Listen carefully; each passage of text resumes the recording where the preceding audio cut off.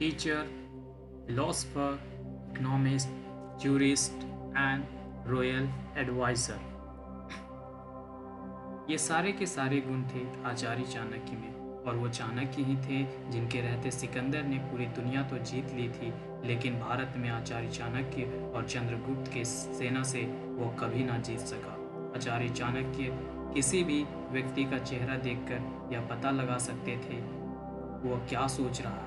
आचार्य चाणक्य ने अपनी लाइफ में कुछ किताबें लिखी, जिनमें से एक किताब है चाणक्य नीति, और यह किताब हर उस व्यक्ति के लिए पढ़ना बहुत ज़रूरी है जो कि लाइफ में कुछ बड़ा करना चाहते हैं, क्योंकि चाणक्य ने अपनी लाइफ में बहुत बड़े बड़े काम किए और इस दौरान उन्होंने जो भी सीखा उन्होंने चाणक्य नीति में लिखा। इसलिए किसी भी व्यक्ति के लिए जो कोई भी सक्सेसफुल होना चाहता है, यह किताब पढ़ना बहुत ही ज़्यादा ज़रूरी है।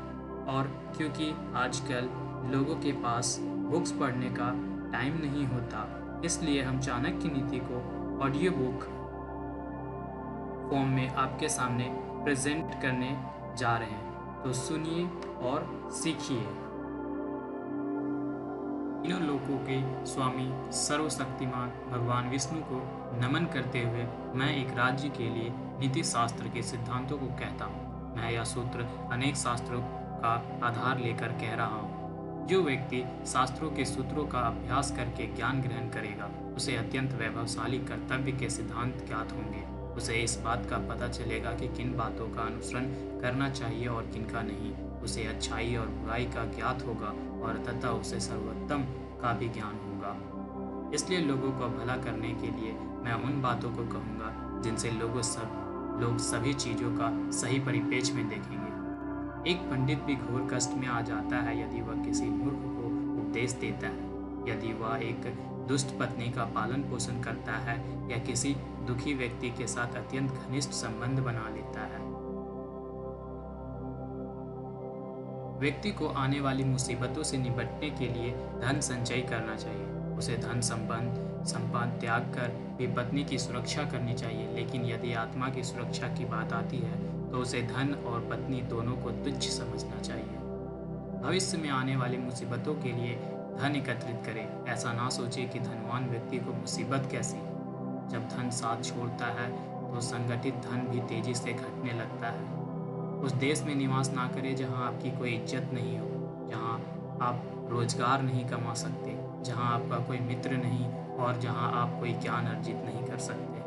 ऐसे जगह एक दिन भी निवास ना करें जहां निम्नलिखित 5 ना हो: एक धनवान व्यक्ति, एक ब्राह्मण जो वैदिक शास्त्रों में निपुण हो, एक राजा, एक नदी और एक चिकित्सक। बुद्धिमान व्यक्ति को ऐसे देश में कभी नहीं जाना चाहिए जहां रोजगार कमाने का कोई माध्यम ना हो, जहां लोगों को किसी बात का भय ना हो, जहां लोगों को किसी बात का लज्जा ना हो, जहां लोग बुद्धिमान ना हो और जहां लोग की वृत्ति दान धर्म करने की ना हो। नौकर की परीक्षा तब करे जब वह कर्तव्य का पालन ना कर रहा हो। रिश्तेदार की परीक्षा तब करे जब आप मुसीबत में घिरे हो। मित्र की परीक्षा विपरीत परिस्थितियों में करें, और जब आपका वक्त अच्छा ना चल रहा हो तब पत्नी की परीक्षा करें। अच्छा मित्र वही है जो हमें निम्नलिखित परिस्थितियों में नहीं त्यागे: आवश्यक पड़ने पर, किसी दुर्घटना पड़ने पर, जब अकाल पड़ा हो, जब युद्ध चल रहा हो, जब हमें राजा के दरबार में जाना पड़े और जब हमें शमशान घाट जाना पड़े। जो व्यक्ति किसी नाशवान चीज के लिए कभी नाश नहीं होने वाली चीजों को छोड़ देता है तो उसके हाथ से अविनाशी वस्तु तो चली ही जाती है, और इसमें कोई संदेह नहीं कि नाशवान को भी वह खो देता है। एक बुद्धिमान व्यक्ति को किसी इज्जतदार घर की अविवाहित कन्या से किसी व्यंग होने के बावजूद भी विवाह करना चाहिए। उसे किसी हीन घर की अत्यंत सुंदर स्त्री से भी विवाह नहीं करनी चाहिए। शादी विवाह हमेशा बराबरी के घरों में ही उचित होता है। इन 5 पर कभी विश्वास ना करें। नदियां, जिन व्यक्तियों के पास अस्त्र शस्त्र हो, नाखून और सींग वाले पशु, औरत, यहाँ संकेत भोली सूरत की तरफ है, बहने बुरा ना माने। राजघराने के लोग पर अगर हो सके तो विष में से अमृत निकाल ले। यदि सोना गंदगी में भी पड़ा हो तो उसे उठाएं, धोए और अपनाएं।